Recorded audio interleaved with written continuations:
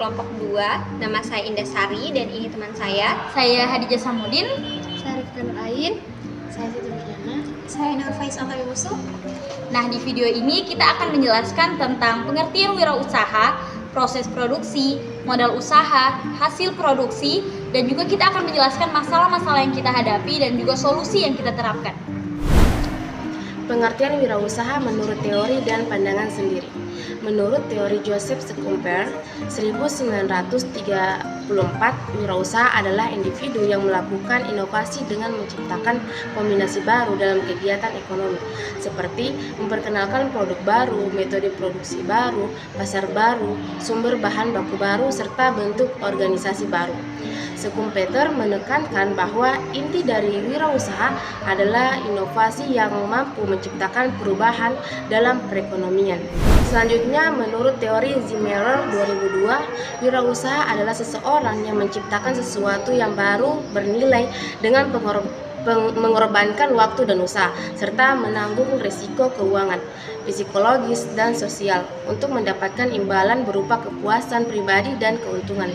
Zimmerer menyoroti bahwa wirausaha selalu berhubungan dengan risiko dan tanggung jawab pribadi.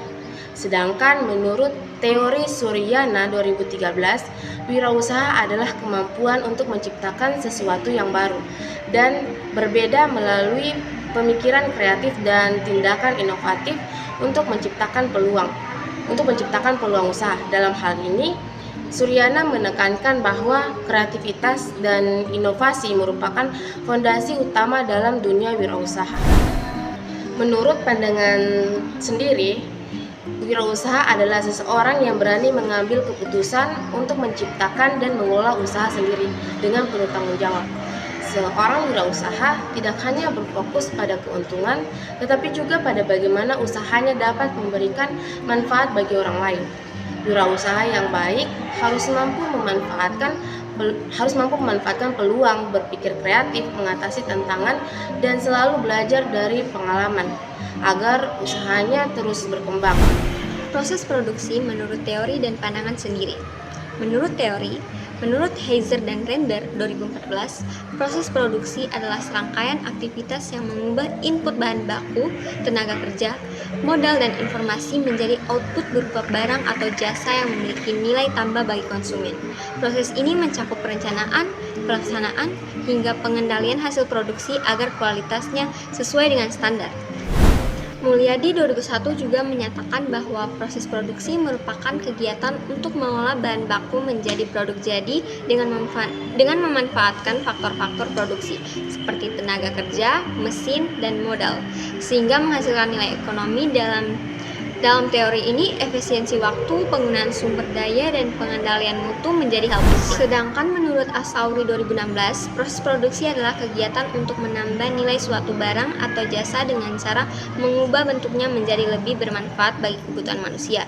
Proses ini tidak hanya berorientasi pada hasil, tetapi juga memperhatikan keberlanjutan dan efektivitas penggunaan sumber daya. Menurut pandangan sendiri, menurut kami, proses produksi merupakan tahapan utama dalam kegiatan usaha yang menentukan kualitas dan keberhasilan produk. Proses ini dimulai dari pemilihan bahan baku yang berkualitas, pengolahan dengan teknik yang tepat, hingga pengemasan dan penyajian produk yang menarik bagi konsumen.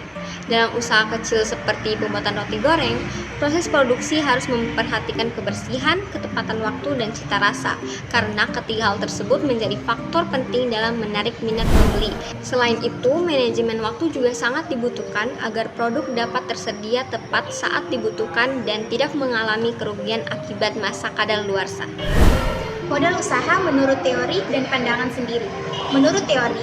Menurut Sartono 2001, modal usaha adalah keseluruhan dana yang digunakan oleh perusahaan untuk menjalankan kegiatan operasionalnya, baik yang bersumber dari modal sendiri maupun pinjaman dari pihak lain.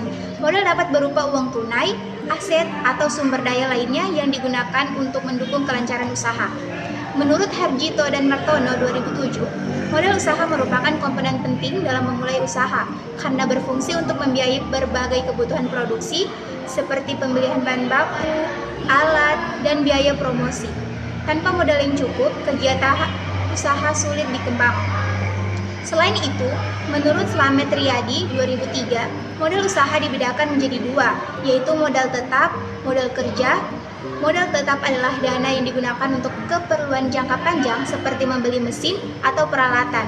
Sedangkan modal kerja digunakan untuk membiayai kegiatan operasional sehari-hari seperti membeli bahan dan membayar tenaga kerja.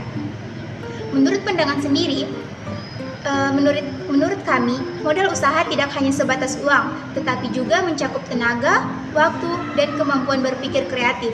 Dalam memulai usaha kecil, seringkali modal yang digunakan berasal dari tabungan pribadi atau bantuan keluarga. Namun yang terpenting adalah bagaimana modal yang ada dikelola secara bijak agar menghasilkan keuntungan. Misalnya dalam usaha roti goreng, modal digunakan untuk membeli bahan seperti tepung, minyak, gula, dan kemasan. Selain itu, pengelolaan modal yang baik membantu menghindari kerugian dan menjaga stabilitas usaha. Hasil usaha menurut teori dan pandangan sendiri. Menurut teori, menurut Suryana 2013, hasil usaha adalah nilai akhir dari seluruh proses kegiatan usaha yang dilakukan, baik berupa keuntungan finansial maupun non-finansial seperti kepuasan, pengalaman, dan pembelajaran. Sementara itu, Husnan 2000 menjelaskan bahwa hasil usaha merupakan ukuran keberhasilan dalam menjalankan bisnis yang dapat dilihat dari laba yang diperoleh, pertumbuhan usaha, serta kesejahteraan pemilik dan karyawan. Dan Stoner 1996 juga berpendapat bahwa hasil usaha tidak hanya diukur dari keuntungan semata, tetapi juga dari kemampuan usaha untuk bertahan dan berkembang dalam jangka panjang.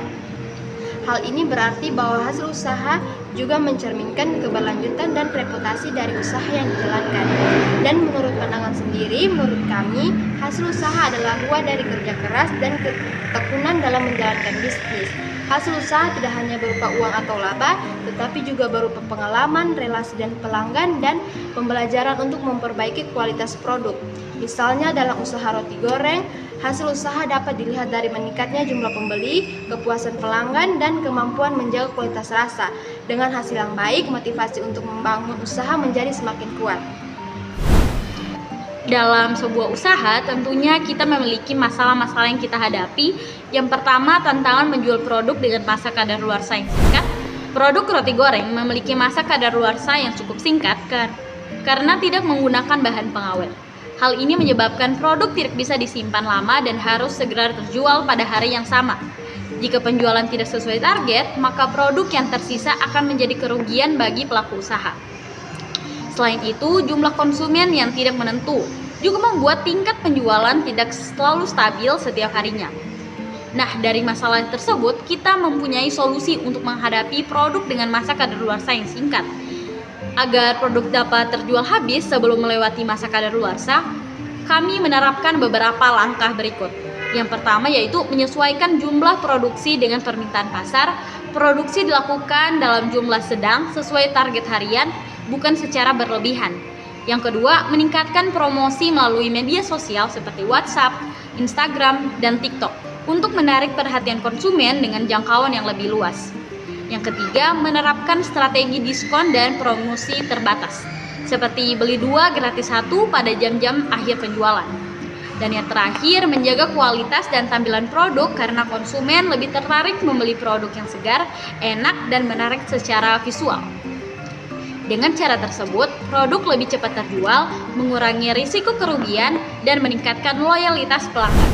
Tantangan yang kedua yaitu tantangan dalam memanajemen waktu antara kuliah dan juga berjualan. Sebagai mahasiswa yang juga berwirausaha, kami menghadapi kendala dalam membagi waktu antara kegiatan akademik dan juga menjalankan usaha. Jadwal kuliah yang padat seringkali berbenturan dengan waktu produksi dan penjualan. Akibatnya, terkadang proses pembuatan produk menjadi terburu-buru atau tidak maksimal. Nah, dari tantangan tersebut, kita juga menerapkan solusi untuk menghadapi kendala manajemen waktu antara kuliah dan juga usaha, yaitu untuk menjaga keseimbangan antara tanggung jawab akademik dan kegiatan wirausaha. Kami melakukan langkah-langkah sebagai berikut. Yang pertama, kita membuat jadwal harian dan juga mingguan untuk membagi waktu antara belajar, kuliah, dan juga produksi. Nah, yang kedua, menyiapkan bahan baku pada malam hari, sehingga proses memasak di pagi hari bisa lebih cepat dan juga efisien. Yang ketiga, mengatur prioritas kegiatan dengan menempatkan kuliah dan tugas akademik sebagai prioritas utama, sementara waktu berjualan dilakukan setelah kegiatan kampus. Nah, yang terakhir, kita mengurangi jumlah produksi saat jadwal kuliah padat agar kualitas produk tetap terjaga dan tidak terburu-buru. Nah, dengan strategi ini, kegiatan kuliah dan juga usaha dapat berjalan seimbang tanpa saling mengganggu. Kami juga belajar pentingnya disiplin, tanggung jawab, dan juga ketepatan waktu dalam menjalankan dua peran sekaligus. Demikian penjelasan dari kelompok 2. Terima kasih atas perhatiannya. Wassalamualaikum warahmatullahi wabarakatuh. Thank you.